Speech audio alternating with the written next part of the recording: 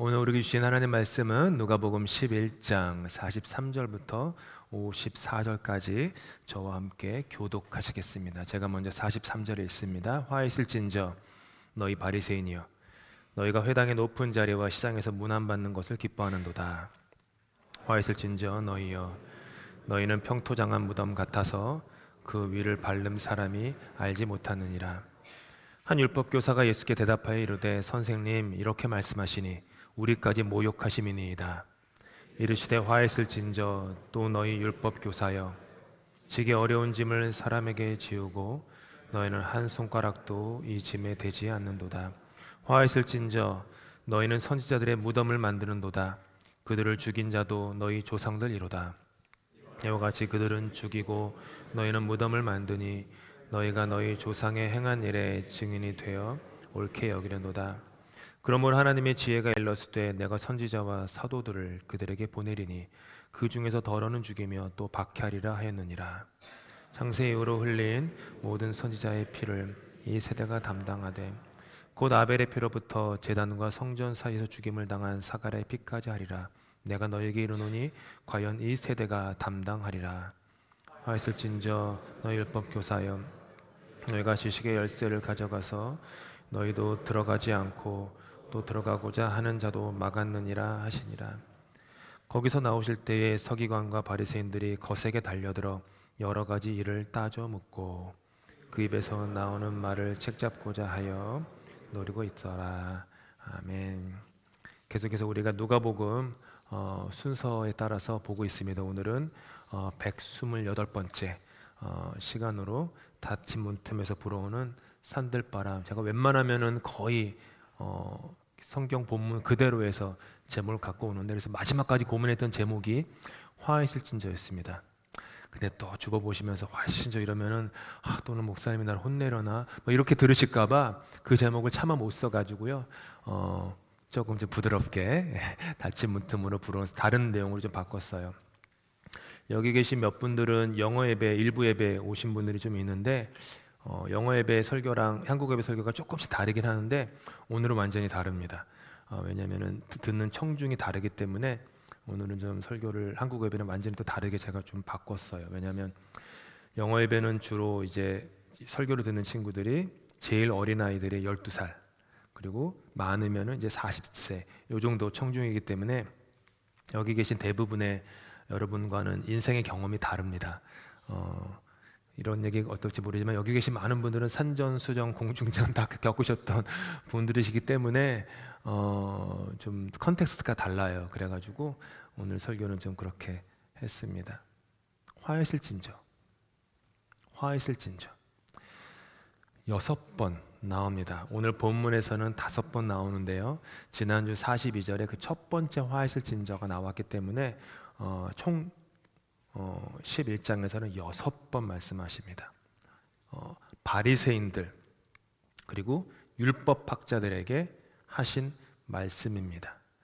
한번 누가 여러분에게 와서 화 있을진저 라고 얘기하면 좀 당황스러우실 겁니다. 날카롭습니다.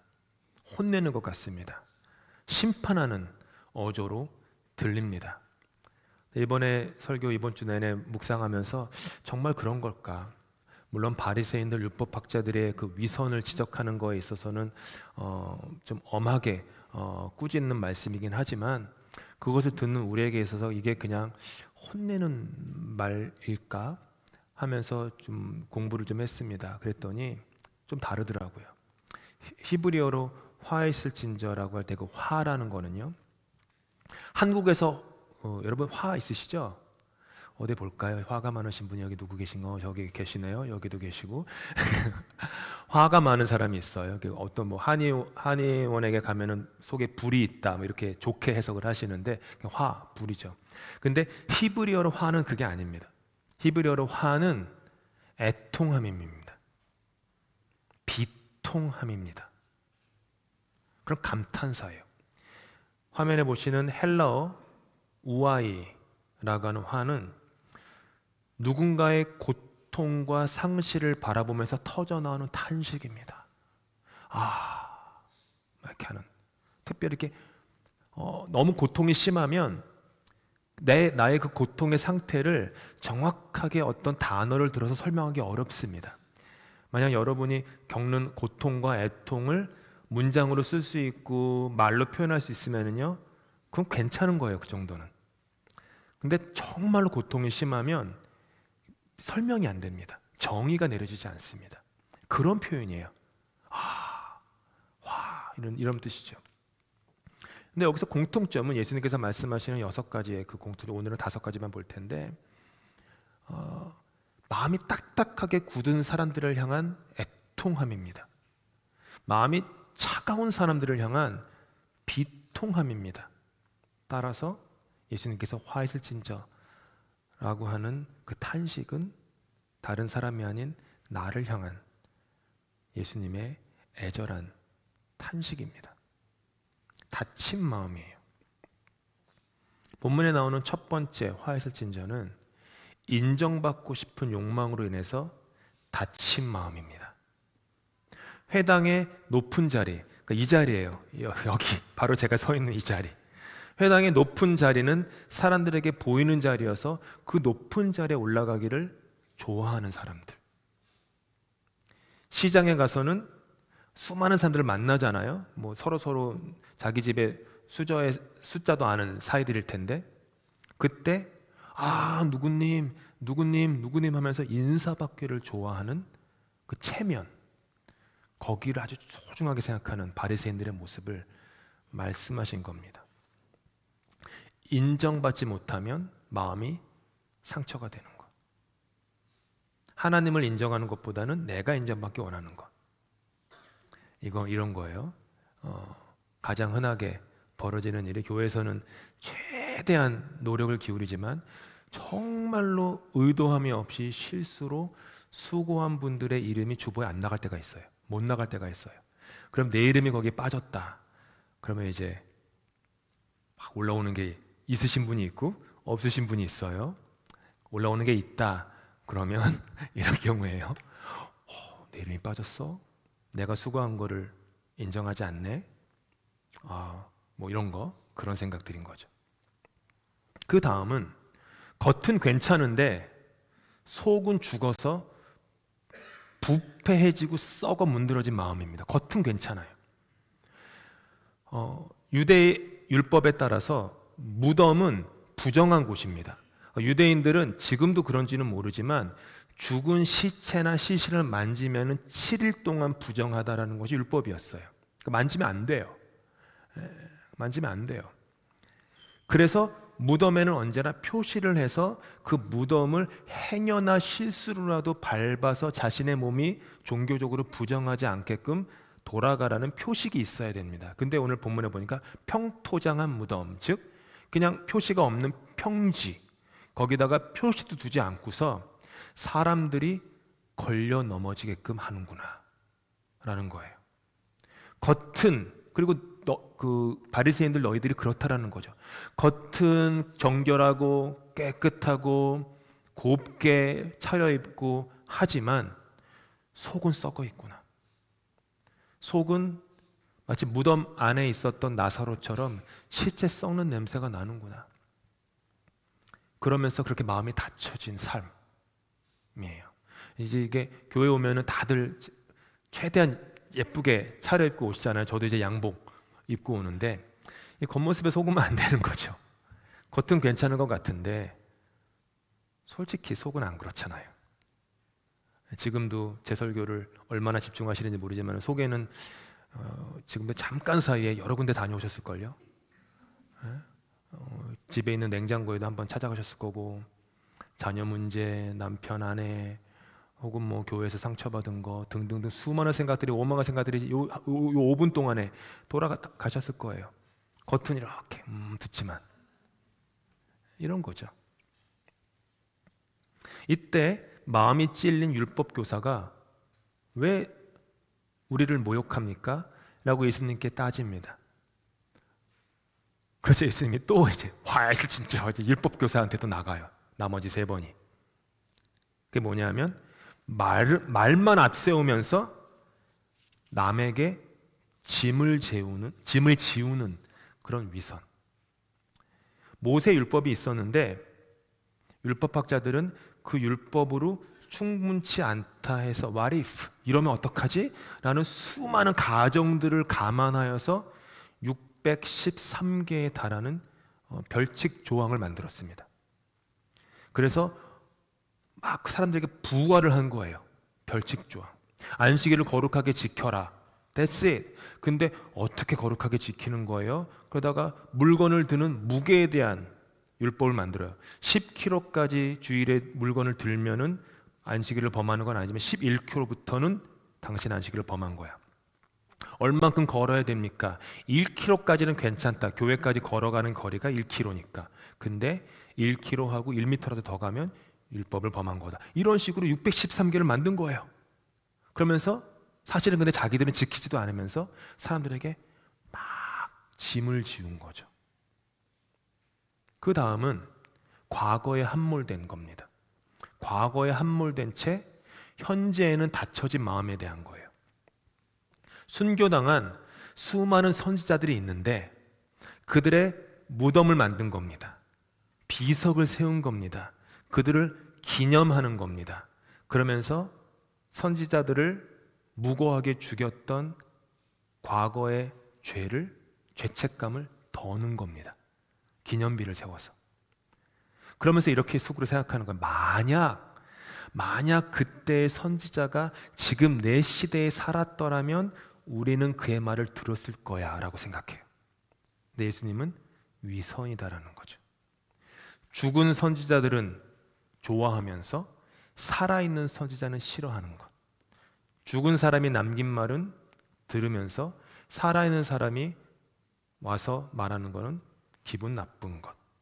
그리고 과거는 향수에 젖어서 그땐 이랬지, 그때는 기도도 많이 했지, 철야도 했었지, 모두 했었지라고 하면서 사실 현재는 돌보지 않고 하지 않는, 그러면서 과거에 빠져서 지금 현재 내 앞에 있는 어린이들, 젊은이들은 생각하지 않는 모습, 과거의 귀신에 망령에 사로잡힌 그런 다친 마음에 대한 내용이라고 볼 수 있어요.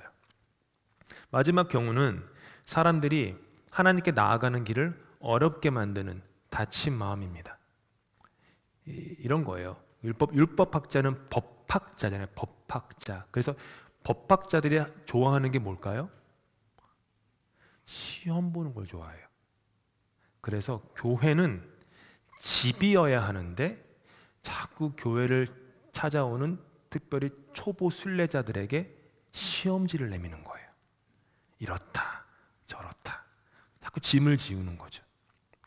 이런 일이 어떤 거였냐면 초대교회 사도행전 15장에 나오는데 1차 공의회 때 개종한 이방인들한테 자꾸 유대 율법을 지워야 된다. 그래서 그들이 할례를 받아야 되고 어떤 음식을 먹지 말아야 되고 이런 일들을 지켜야만 그들이 온전한 크리스찬이 될 수 있다라는 그런 논쟁이 심했어요. 그때 예수님의 동생이었던 야고보, 당시에 그 사도였던 야고보가 일어나서 이런 말을 해요. 하나님께로 돌아온 다른 민족 사람들을 쓸데없이 괴롭히지 마십시오. 그러니까 하나님께 순수한 마음으로 나아가는데 왜 자꾸 거기다가 이것도 해야 되고 저것도 해야 됩니다. 마치 그 110m 올림픽에서 110m 장애물 달리게 하는 것처럼 자꾸 장애물들을 세워가지고 왜 자꾸 그 사람들이 목적지는 예수인데 예수께 가는 길을 자꾸 거기다가 장애물을 만듭니까? 그들이 하나님께 예수님께 나아가는 길을 어렵게 하지 맙시다. 그래서 이방인으로서 회심한 사람들에게 유대 율법을 적용하지 않는 걸 결정해요. 그때 놀라운 거예요. 만약 그러지 않았으면 2000년이 지난 저와 여러분은 그 유대 율법을 그대로 지켜야만 하는 그런 사람으로 런던 한인교회를 나왔어야만 할 겁니다. 이렇게 닫혀진 마음에 대한 말씀이셨어요. 이런 닫혀진 마음을 향해 예수님은 애처로운 탄식을 하십니다. 그분의 탄식은 정죄가 아니에요. 마음이 닫힌 우리에게 너의 마음, 닫힌 마음에 조금이라도 틈이 있으냐? 문틈이 있느냐? 그 문틈으로 내가 들어가고 싶다. 그 문틈으로 나의 호흡을 너에게 주고 싶다라는 그런 산들바람 같은 주님의 탄식이었습니다. 제프 포스터라는 시인이 쓴 당신 마음을 여는 길이라는 시가 있습니다. 이런 내용이에요. 닫힌 마음에게 더 열려야 한다고 절대 말하지 마십시오. 그 마음은 자신을 보호하기 위해 더 단단히 닫힐 것입니다. 마음은 조건이 맞을 때에만 열립니다. 제가 왜 이 시를 갖고 왔냐 하면 수요일쯤인가요? 설교를 막 쓴 다음에 닫힌 마음을 엽시다라고 이렇게 설교가 이제 그렇게 흘러가는데 제가 스스로 질문한 거예요. 강대상에서 회중들에게, 여러분에게 닫힌 마음을 여십시오라고 내가 아무리 얘기한다고, 말씀드린다고 닫힌 마음이 열릴까? 그런 생각이 들었어요. 부부 사이에, 부모와 자녀 사이에 좀 마음이 열리면 좋겠다라고 아무리 얘기한다고 그 마음이 열릴까? 닫힌 마음은 어떻게 열리는 걸까? 그래서 막 뒤져봤어요. 어떤 걸까? 그런데 닫힌 마음에게 왜 안 열려라고 얘기하면 안 열린다는 거예요. 오히려 더 닫는데요. 닫힌 마음은 때가 있다라는 거예요. 조건이 맞아야 한다라는 거예요. 닫힌 마음에게 열려라라고 계속 얘기하면 오히려 상처받지 않기 위해서, 심지어 내 마음 속에서 불어오는 그 거칠고 힘든 그 숨소리조차 듣지 않기 위해서 내 마음의 문을 더 닫는다라는 거죠. 결국 마음이라는 것은요, 때가 있구나, 제 때가 있구나. 봄에 뿌려진 씨앗이 가을을 만나야 열매를 맺듯이 마음에 적당한 햇살이 비춰주고 바람이 부드럽게 감싸주고 곁에 누군가가 그냥 조용히 있어줄 때, 그제서야 천천히 내 마음이 펼쳐지는 것 같습니다. 이거를요, 예수님은 정말 잘 아셨어요. 예수님은 이걸 너무 잘 아셔서 성경의 가장 끝책인 계시록에서는요, 이런 말씀을 우리에게 들려줘요. 함께 읽겠습니다. 볼지어다 내가 문 밖에 서서 두드리노니 누구든지 내 음성을 듣고 문을 열면 내가 그에게로 들어가 그와 더불어 먹고 그는 나와 더불어 먹으리라. 이게 뭐죠? 예수님은 나의 닫힌 문 밖에서 기다리신다는 거예요. 소리치지 않으신다라는 거예요. 화가 나가지고 문 열라고 내가 누군지 아냐고, 내가 널 위해서 이 고통당했고 이 십자가도 지고 이렇게 내가 너를 위해 죽었는데 어떻게 나를 향해서 마음 한켠 주지 않냐라고 화를 내시면서 문을 쾅쾅쾅 두드리지 않는다라는 거예요. 사실은 온 세상에서 나의 닫힌 마음을 박차고 들어올 수 있는 권리를 가진 분이 한 분 계시다면 예수님 한 분 아닙니까? 나를 위해, 나의 허물과 죄를 위해 죽으셨는데 그분은 자격 있지 않습니까? 그런데도 밖에서 기다리신다라는 거예요. 내가 열어주기를.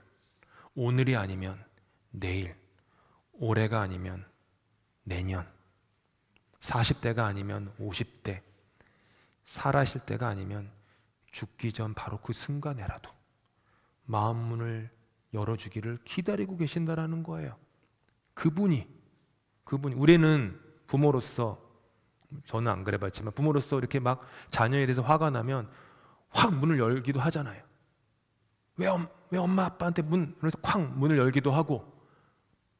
안 하셨군요. 저는 안 했어요. 발로 쾅 차기도 하고.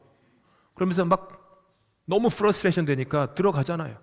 내가 네 엄마인데, 배 아파서 낳는데 그런 자격이 있어 라고 가요.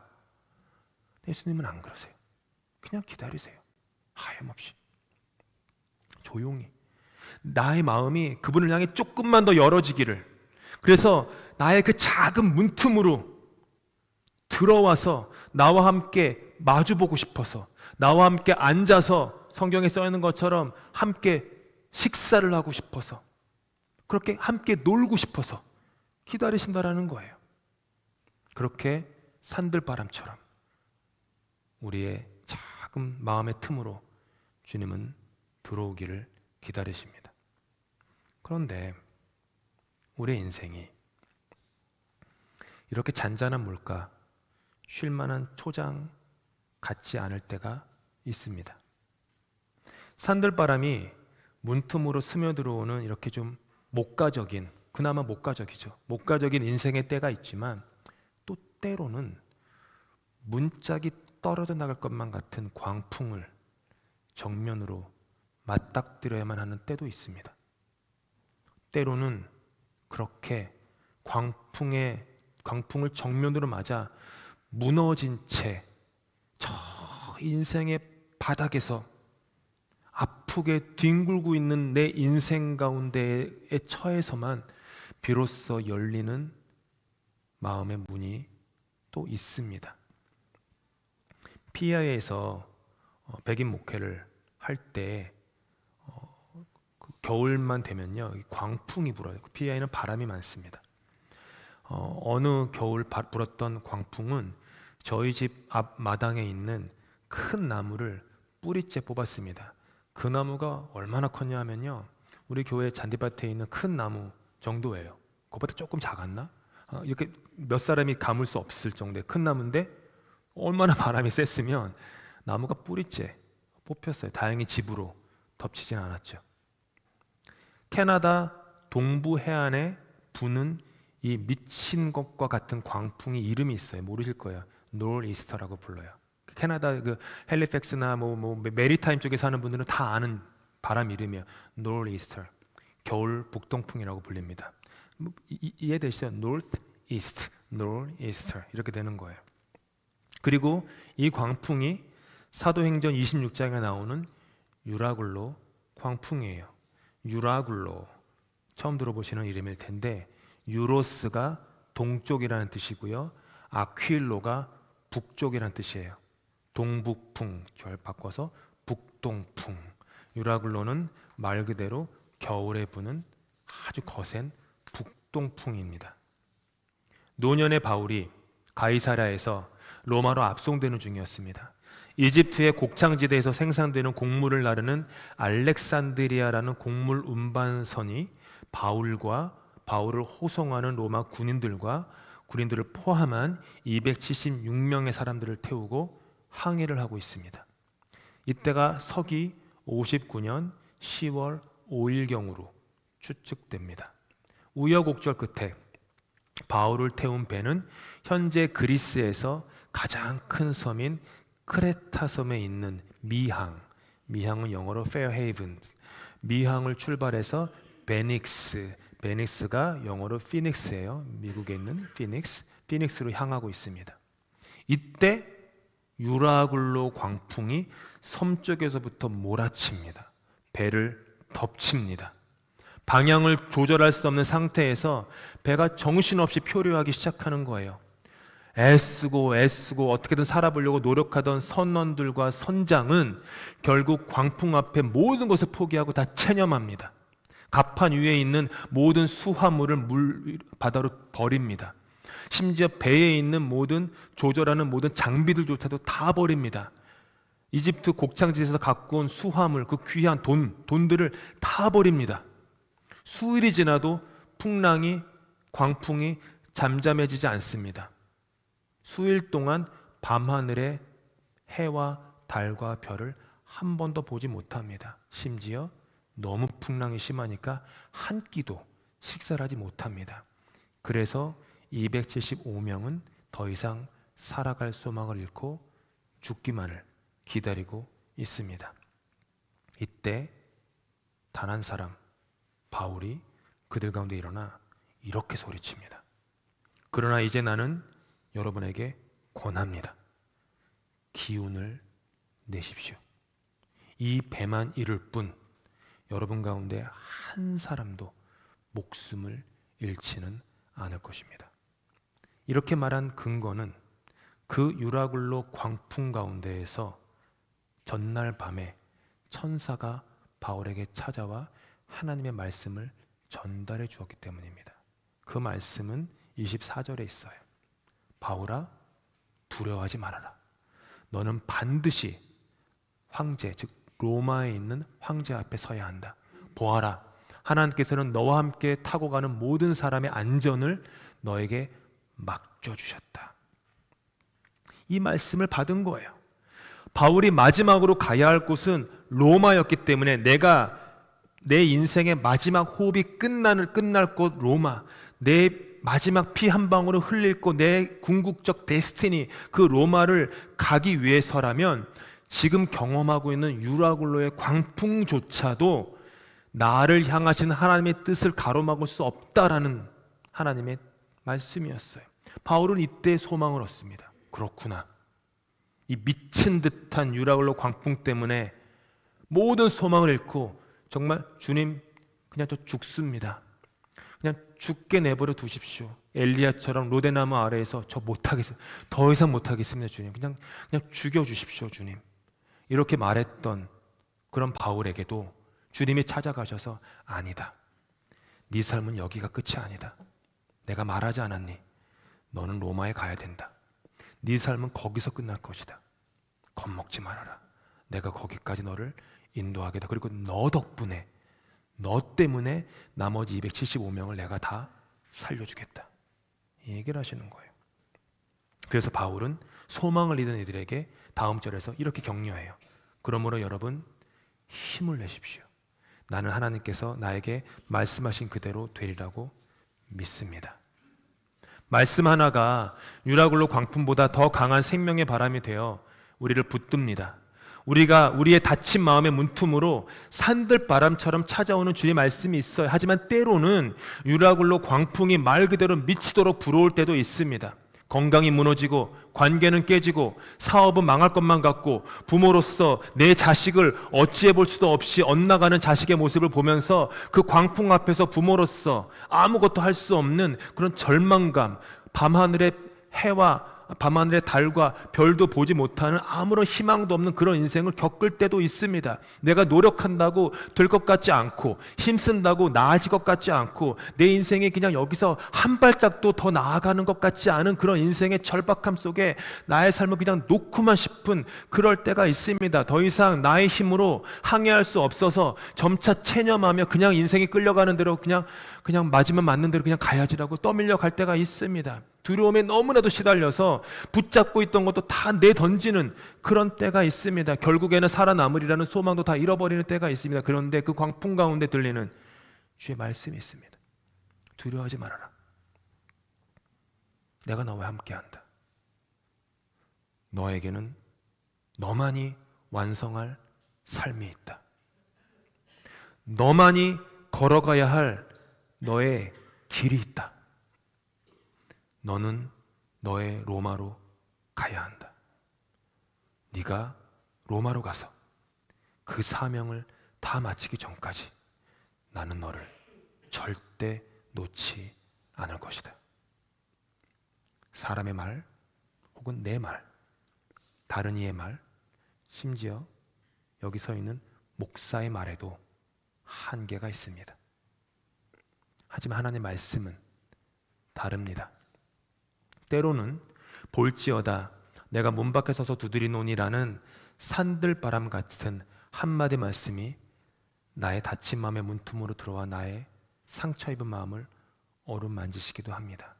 그리고 또 어떤 날에는 두려워하지 말아라.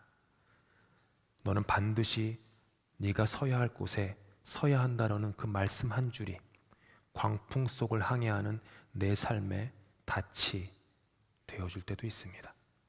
말씀은 때로는 이렇게 부드럽게, 때로는 이토록 거칠게 바람처럼 불어와 나를 살립니다. 하나님의 숨결, 그분의 호흡, 그분의 바람, 그 말씀이 나를 살립니다. 말을 붙잡고 살지 마시고 말씀에 붙들려 사십시오. 심지어 내 속에서 올라오는 그 말도 다 믿지는 마십시오. 말씀을 붙잡으십시오. 아니, 더 정확히 말하면 말씀에 붙잡힌 바가 되십시오. 그래서 산들바람이 부는 푸르초장 쉴만한 물가에서는 그렇게 사시고 사망의 음침한 골짜기를 지나는 것 같은 유라굴로 광풍 속에서는 그렇게 거친 가운데 큰 강한 바람으로 나에게 다가오시는 그 말씀에 귀를 기울이며 인생을 걸어가십시오. 믿으십시오. 여러분에게는 여러분만이 가야 할 로마가 있습니다. 거기까지 가셔야 합니다. 중간에 포기하지 마십시오. 끝까지 나의 로마로 가십시오. 그 말씀의 바람을 타고 가실 때 마지막에 여러분은 십자가에서 예수님이 하셨던 말씀을 여러분도 하실 수 있을 겁니다. 다 이루었다. 기도하시겠습니다. 말씀으로 세상을 창조하신 하나님, 오늘도 저희의 다친 마음 문틈에 당신의 숨결을 불어넣어 주셔서 감사합니다. 고요한 산들바람처럼, 때로는 휘몰아치는 광풍처럼 당신의 말씀이 저희 삶에 찾아오셨습니다. 저희는 너무 쉽게 마음을 닫았습니다. 작은 상처 하나에도 마음을 굳게 닫고 겉은 멀쩡해도 속은 메마른 채 살아왔습니다. 사람의 말에 흔들리고 사람의 말에 실망하며 사람의 말에 지쳤습니다. 하지만 오늘 다시 고백합니다. 주의 말씀이 나를 살립니다. 상처 입은 마음의 틈새를 타고 스며든 당신의 산들바람 같은 말씀, 절망의 밤바다에 다시 되어준 당신의 광풍 같은 말씀이 지금 나를 다시 일으킵니다. 주님, 내가 이제는 말이 아닌 말씀의 귀를 기울이게 하옵소서. 살리는 말씀, 기다리는 말씀, 동행하는 말씀을 따라 다친 마음을 열고 다시 걸어가게 하옵소서. 광풍 속에서도 흔들리지 않도록 말씀이 나의 인생의 배를 이끄는 도시 되어 주시옵소서. 오늘도 나에게 말씀하시고 그 말씀으로 생명을 불어넣으시는 예수 그리스도 이름으로 기도합니다.